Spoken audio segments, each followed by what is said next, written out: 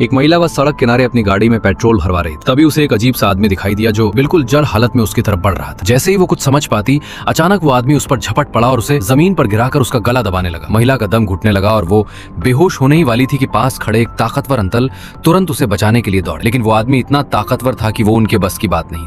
मौका देखकर महिला किसी तरह लुढ़कते घिसटते अपनी जान बचाकर गाड़ी के नीचे घुस गई। लेकिन वो आदमी भी उसके पीछे पीछे गाड़ी के नीचे आ गया। अपनी जान बचाने के लिए महिला तुरंत पास की एक दुकान में घुस गई, मगर वो आदमी भी उसे छोड़ने को तैयार नहीं था और उसके पीछे पीछे दुकान में घुस गया। महिला घबराकर पीछे के दरवाजे की तरफ भागी, लेकिन वो दरवाजा बंद था। उसने पूरी ताकत से उसे खोलने की कोशिश की, मगर कोई फायदा नहीं हुआ। आदमी लगातार उसके करीब आता जा रहा था। तभी वो अंकल फिर से समय पर पहुंच गया और महिला ने मौका पाकर तुरंत दुकान से निकलकर अपनी गाड़ी में जाकर खुद को बंद कर लिया। लेकिन जैसे ही उसने दरवाजा बंद किया, वो आदमी फिर से आ पहुंचा और एक ही मुक्के में गाड़ी का शीशा तोड़ दिया। जान बचाने के लिए महिला ने तुरंत गाड़ी स्टार्ट की और वहां से भाग निकली। इस तरह वो किसी तरह बच तो गई, लेकिन वो आदमी अभी भी उसका पीछा छोड़ने को तैयार नहीं था और हाथ फैलाकर उसके पीछे दौड़ता रहा। आखिर वो आदमी क्यों उसकी जान लेने पर तुला हुआ था? इसकी शुरुआत एक हफ्ते पहले की एक सुबह से होती है। बोमे नाम की एक टीचर पर बच्चों के गायब होने का शक किया जा रहा था, लेकिन वो खुद इस बारे में कुछ भी नहीं जानती। जांच के बाद ये साबित भी हो गया कि उसके पास न तो कोई मकसद था और न ही समय, लेकिन गायब हुए बच्चों के माता पिता उसे ही जिम्मेदार मान रहे थे। क्योंकि वो क्लास टीचर थी, इसलिए लोग उसे धमकी भरे फोन भी करने लगे। एक दिन जब वो सुपरमार्केट से घर लौटी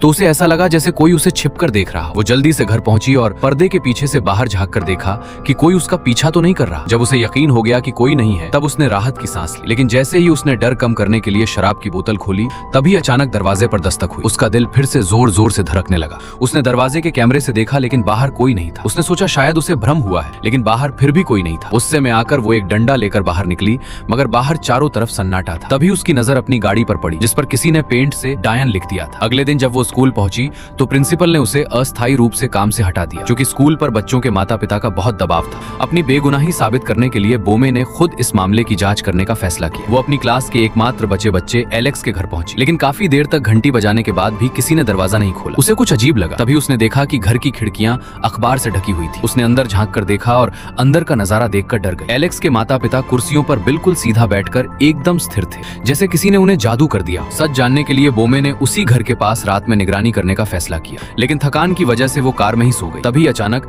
एलेक्स के घर का दरवाजा खुला और एक महिला हाथ में कैंची लिए अजीब तरह से चलते हुए उसकी तरफ आई। लेकिन उसने बोमे को नुकसान नहीं पहुंचाया, बल्कि चुपचाप उसकी कार के पीछे वाली सीट में बैठ गई और उसके बालों की एक लट काट कर चली गई। बोमे को इस बात का बिल्कुल भी एहसास नहीं हुआ। अगली सुबह जब वो पेट्रोल पंप पर थी, तभी एक बच्चे की माँ उससे मिलने आई। उसका बच्चा भी गायब हो चुका था। उसने आसपास के सीसीटीवी कैमरों को देखकर एक चौंकाने वाली बात पता लगाई थी। सभी बच्चे गायब होने से पहले एक ही दिशा में जाते हुए दिखे थे। वो ये जानकारी बोमे को बताने आई थी, लेकिन तभी अचानक एक आदमी जो बिल्कुल ज़ॉम्बी जैसा लग रहा था उनकी तरफ दौड़ पड़ा। बोमे ने उसे तुरंत पहचान लिया। वो उसके स्कूल का प्रिंसिपल था। लेकिन सवाल ये था कि प्रिंसिपल ऐसा क्यों बन गया? असल में कुछ दिन पहले एक महिला जो खुद को एलेक्स की आंटी बता रही थी, प्रिंसिपल से मिलने आई थी। वो एलेक्स के बारे में जानकारी चाहती थी, लेकिन प्रिंसिपल ने साफ मना कर दिया और कहा कि वो सिर्फ उसके माता पिता को ही जानकारी दे सकता है। उस समय प्रिंसिपल ने इस बात को ज्यादा गंभीरता से नहीं लिया, लेकिन अगले दिन वीकेंड वो महिला फिर से स्कूल पहुंच गई। शिष्टाचार के कारण प्रिंसिपल ने उसे अंदर बुलाकर पानी पिलाया, लेकिन महिला ने अजीब मांग रखी। वो बड़े कटोरे में पानी पीना चाहती थी। प्रिंसिपल कुछ समझ पाता उससे पहले ही उसने अपने पास से एक बालों से लिपटी हुई टहनी निकाली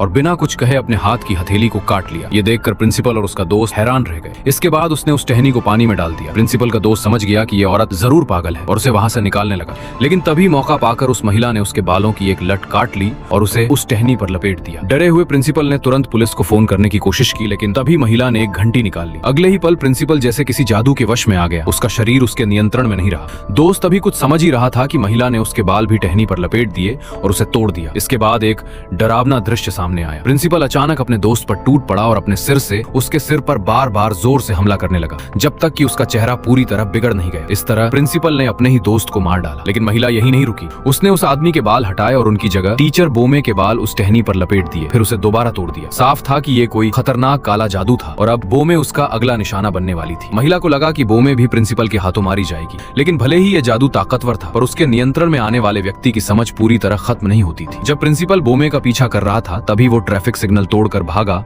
और एक तेज रफ्तार गाड़ी से टकराकर मर गया। इस तरह बोमे की जान बच गई, लेकिन वो अब भी नहीं समझ पा रही थी कि प्रिंसिपल के साथ ऐसा क्या हुआ। तभी एक बच्चे के पिता लाओ बाई ने बताया कि प्रिंसिपल जिस तरह दौड़ रहा था वो बिल्कुल उन्हीं गायब बच्चों जैसा था, मानो किसी के नियंत्रण में हो। जांच करने पर लाओ बाई को पता चला कि सभी बच्चे उस उस रात एक ही दिशा में भागे थे। जब उसने बोमे को नक्शा दिखाया तो उसने तुरंत पहचान लिया कि वो दिशा एलेक्स के घर की तरफ जाती है और एलेक्स ही वो एकमात्र बच्चा था जो गायब नहीं हुआ था। जैसे जैसे सच्चाई सामने आने लगी, मामला और भी उलझता गया। असल में घटना से पहले एलेक्स का परिवार बहुत खुशहाल था, लेकिन एक दिन एक अजीब सा दूर का रिश्तेदार उनके घर आ गया और उनकी जिंदगी बदल गई। वो रिश्तेदार बीमार होने का बहाना बनाकर उनके घर रहने लगा, लेकिन अजीब बात ये थी कि उसके आने के बाद उसकी तबीयत सुधरने लगी, जबकि एलेक्स के माता पिता कमजोर होते चले गए, जैसे वो उनकी जीवन शक्ति छीन रहा हो। समय के साथ एलेक्स ने डरते हुए देखा कि उसके माता पिता बिल्कुल जिंदा लाश जैसे हो गए हैं। दिन भर कुर्सी पर बैठे रहते, जैसे किसी ने उन्हें कठपुतली बना दिया। अब वो रिश्तेदार भी अपनी असली सच्चाई छिपाना बंद कर चुका था। उसने एलेक्स को धमकी दी कि अगर उसने किसी को कुछ बताया तो वो उसके माता पिता को मार देगा। जैसे ही उसने ये कहा, एलेक्स की मां ने अचानक टेबल से चाकू फोर्क उठाकर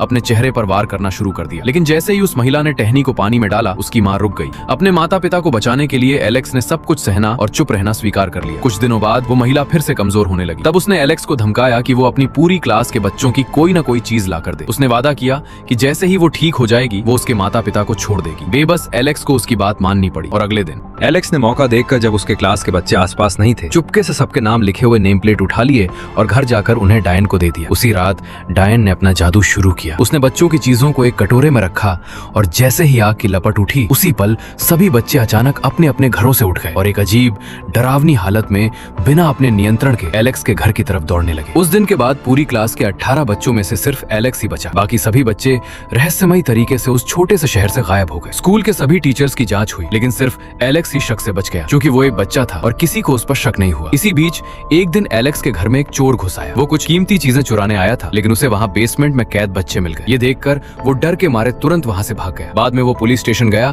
ताकि इस जानकारी के बदले कुछ इनाम मिल सके, लेकिन पुलिस स्टेशन के बाहर ही उसे एक पुलिस वाला मिल गया जो उसे पकड़ने आया था। चोर भागने की कोशिश करता है, लेकिन पुलिस वाले के पास बंदूक थी, इसलिए वो जल्दी ही पकड़ा गया और पुलिस की गाड़ी में डाल दिया गया। अपनी सजा कम करवाने के लिए चोर ने पुलिस वाले को एलेक्स के घर में छिपे बच्चों के बारे में बता दिया। ये सुनकर पुलिस वाला बहुत उत्साहित हो गया। अगर वो बच्चों को ढूंढ लेता तो उसे बड़ा इनाम और सम्मान मिल सकता। वो तुरंत चोर को लेकर एलेक्स के घर पहुंचा और खुद अकेले अंदर चला गया, लेकिन जब वो बाहर आया तब तक रात हो चुकी थी। चोर इंतजार करते करते परेशान हो रहा था। तभी पुलिस वाला बाहर आया और बिना कुछ कहे उसे भी खींचकर घर के अंदर ले गया। स्पष्ट था कि अब वो पुलिस वाला भी डायन के नियंत्रण में आ चुका था। उसी समय बोमे और लाओबाई भी एलेक्स के घर पहुंच गए। बाहर पुलिस की गाड़ी देखकर उन्होंने चुपचाप घर के अंदर जाने का फैसला किया, लेकिन जैसे ही वे अंदर घुसे, डायन ने अपने काबू में किए हुए लोगों से उन पर हमला करवा दिया। ऊपर कमरे में मौजूद एलेक्स ने नीचे की हलचल सुनी और डर कर पीछे हटने लगा। तभी वो डायन के कमरे में पहुंचा, लेकिन वहां डायन मौजूद नहीं थी। तभी उसे एक आइडिया आया। उसने तुरंत डायन का जादुई सामान चुरा लिया। फिर उसने जमीन पर गिरे डायन के बाल उठाए, उन्हें टहनी पर लपेटा और डायन की तरह जादू करने लगा। जैसे ही उसने टहनी को तोड़ा,